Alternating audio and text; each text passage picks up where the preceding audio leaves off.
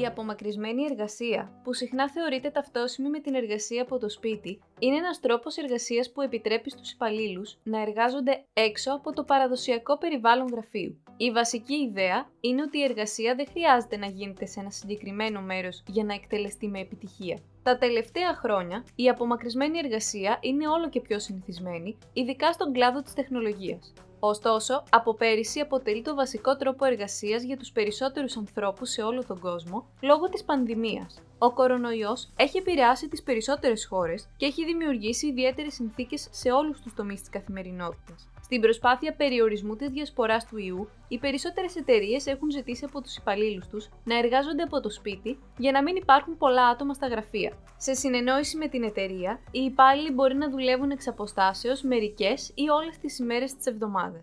Αυτό το είδος εργασίας έχει κάποια πλεονεκτήματα τόσο για τους εργαζόμενους όσο και για τους εργοδότες. Αρχικά, στις περισσότερες περιπτώσεις, υπάρχει μεγαλύτερη ευελιξία. Όταν οι υπάλληλοι βρίσκονται στο σπίτι τους, μπορούν να ξεκλέψουν λίγο χρόνο και να ασχοληθούν και με άλλες δραστηριότητες, ή μπορούν να αξιοποιήσουν για άλλες δραστηριότητες τον χρόνο που θα ξόδευαν για τη μετάβαση και την επιστροφή από το γραφείο. Επιπλέον, οι άνθρωποι βρίσκονται στον προσωπικό τους χώρο, το οποίο αυτόματα σημαίνει ότι υπάρχει μεγαλύτερη άνεση, ενώ μια έρευνα έχει δείξει ότι όσοι εργάζονται από το σπίτι νιώθουν λιγότερο άγχος και συχνά είναι πιο παραγωγικοί. Πολλές μεγάλες εταιρείες σε όλο τον κόσμο έχουν διαπιστώσει ότι η εργασία μπορεί να γίνεται αποτελεσματικά ακόμα και από απόσταση. Έτσι, έχουν ανακοινώσει ότι θα διατηρήσουν την εργασία από το σπίτι, έστω για μερικούς υπαλλήλους, ακόμα και μετά την πανδημία. Παρά τα πλεονεκτήματα όμως, υπάρχουν και κάποια μειονεκτήματα και τα πιο σημαντικά σχετίζονται με την ασφάλεια στον κυβερνοχώρο. Η εργασία από το σπίτι έχει δώσει στους εγκληματίες νέες ευκαιρίες για επιθέσεις.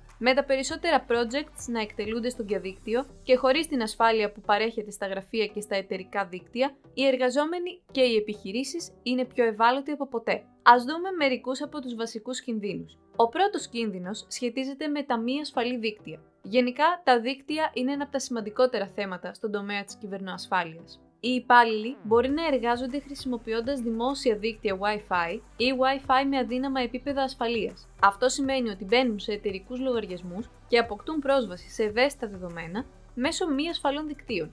Δεδομένου ότι οι εργαζόμενοι μοιράζονται συχνά εμπιστευτικές πληροφορίες, οι hackers και γενικά χρήστες με κακόβουλη πρόθεση μπορούν να κατασκοπεύσουν και να κλέψουν αυτά τα δεδομένα. Οι εγκληματίες του κυβερνοχώρου μπορούν εύκολα να εισβάλλουν στα δίκτυα και να παρακολουθήσουν τη δραστηριότητα των χρηστών. Οι εταιρείες έχουν συνήθως firewalls για να παρακολουθούν το network traffic και να αποκλείουν κακόβουλη δραστηριότητα. Πολλοί άνθρωποι όμως δεν έχουν firewall για την προστασία του δικτύου του σπιτιού τους. Ο δεύτερος κίνδυνος έχει να κάνει με τη χρήση προσωπικών συσκευών. Οι περισσότεροι εργαζόμενοι που δουλεύουν εκτός γραφείου χρησιμοποιούν τις προσωπικές τους συσκευές. Σε αντίθεση με τις εταιρικές, που συνήθως διαθέτουν πολλά επίπεδα ασφάλειας, οι προσωπικές συσκευές είναι ευάλωτες σε ιούς, κακόβουλα λογισμικά και άλλα. Οι υπάλληλοι μπορεί να μην έχουν φροντίσει να προστατεύσουν τις συσκευές τους με κατάλληλα λογισμικά antivirus, ενώ είναι πιθανό να μην κάνουν ενημερώσεις των συστημάτων. Όποιος εργάζεται στην ασφάλεια στον κυβερνοχώρο γνωρίζει τη σημασία των τακτικών ενημερώσεων. Σε προσωπικές συσκευές όμως είναι δύσκολο να παρακολουθήσει κανείς εάν είναι εγκατεστημένες ή όχι οι πιο πρόσφατες εκδόσεις λογισμικού.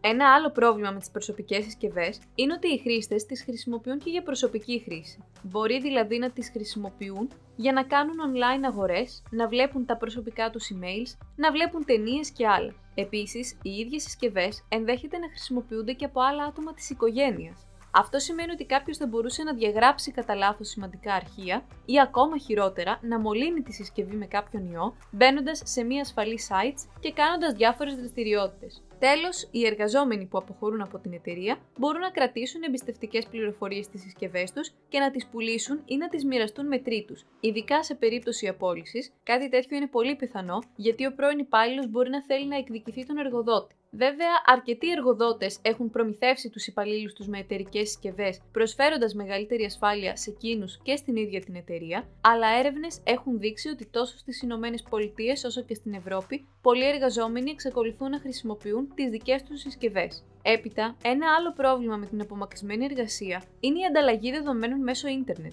Σε ένα γραφείο, οι εργαζόμενοι χρησιμοποιούν συνήθως ασφαλείς υποδομές επικοινωνίας για να ανταλλάξουν σημαντικές πληροφορίες ή μπορεί να μιλούν μεταξύ τους από κοντά. Όταν όμως εργάζονται από το σπίτι, είναι αναγκασμένοι να χρησιμοποιούν το διαδίκτυο για να μοιράζονται πληροφορίες. Αυτό μπορεί να είναι πολύ επικίνδυνο, ειδικά αν οι εργαζόμενοι χρησιμοποιούν δημόσια δίκτυα, τα οποία μπορούν εύκολα να παραβιαστούν. Τέλος, πέρα από τις ψηφιακές, υπάρχουν και οι φυσικές απειλές που μπορούν να θέσουν σε κίνδυνο τα δεδομένα μιας εταιρείας. Για παράδειγμα, ένας εργαζόμενος μπορεί να βρίσκεται σε δημόσιο χώρο και να μιλά δυνατά για θέματα που αφορούν τη δουλειά. Επίσης, μπορεί να έχει την οθόνη του υπολογιστή εκτεθειμένη και κάποιος άγνωστος να κατασκοπεύσει τις δραστηριότητές του. Αυτοί οι κίνδυνοι δείχνουν ότι πρέπει να ληφθούν μέτρα για την ενίσχυση της ασφάλειας. Ακολουθώντας κάποιες βασικές πρακτικές ασφαλείας, οι οργανισμοί μπορούν να προστατεύσουν τους υπαλλήλους τους από απειλές και ταυτόχρονα να προστατεύσουν και τις ίδιες τις εταιρείες. Ας δούμε μερικές από αυτές τις πρακτικές. Αρχικά, είναι σημαντικό να υπάρχει μια συγκεκριμένη πολιτική για την απομακρυσμένη εργασία,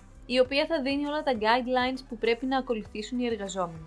Για παράδειγμα, θα δίνει οδηγίες σχετικά με τον τρόπο που μπορούν να αποκτήσουν πρόσβαση σε συστήματα, σχετικά με τις πληροφορίες που μπορούν ή δεν μπορούν να μοιράζονται και όλες τις άλλες λεπτομέρειες. Η εφαρμογή μιας κατάλληλης πολιτικής μπορεί να περιορίσει σημαντικά τα προβλήματα ασφάλειας στον κυβερνοχώρο. Όταν οι απομακρυσμένοι εργαζόμενοι γνωρίζουν ακριβώς τις οδηγίες, είναι πιο πιθανό να τις εφαρμόσουν και να διασφαλίσουν ότι πληρούν τα πρότυπα που έχουν τεθεί για την ασφάλεια στην απομακρυσμένη εργασία. Αφού έχουν ξεκαθαριστεί αυτά τα πράγματα, ιδιαίτερη προσοχή πρέπει να δοθεί στο δίκτυο, που όπως είπαμε είναι ένας από τους μεγαλύτερους κινδύνους. Οι υπάλληλοι πρέπει να συνδέονται σε ένα συγκεκριμένο, προστατευμένο δίκτυο. Σίγουρα πρέπει να αποφεύγουν τα δημόσια Wi-Fi, στα οποία έχει πρόσβαση οποιοσδήποτε. Προσοχή όμως χρειάζεται και στο οικιακό δίκτυο. Είτε δουλεύουν από το σπίτι είτε όχι, οι χρήστες είναι καλό να αλλάζουν το προεπιλεγμένο password του router και να ελέγχουν τις ρυθμίσεις DNS. Έπειτα, η παροχή εταιρικών συσκευών που θα χρησιμοποιούνται αποκλειστικά και μόνο για την εργασία θα μπορούσε επίσης να μειώσει πιθανά ζητήματα ασφαλείας. Σε περίπτωση όμως που είναι αναγκαίο να χρησιμοποιούνται προσωπικές συσκευές, πρέπει να διασφαλιστεί ότι χρησιμοποιούνται λογισμικά προστασίας από ιούς και ότι γίνονται συχνές ενημερώσεις. Έτσι, οι εγκληματίες του κυβερνοχώρου δεν θα μπορούν να αξιοποιήσουν γνωστές ευπάθειες για να αποκτήσουν πρόσβαση στις συσκευές και να τις μολύνουν.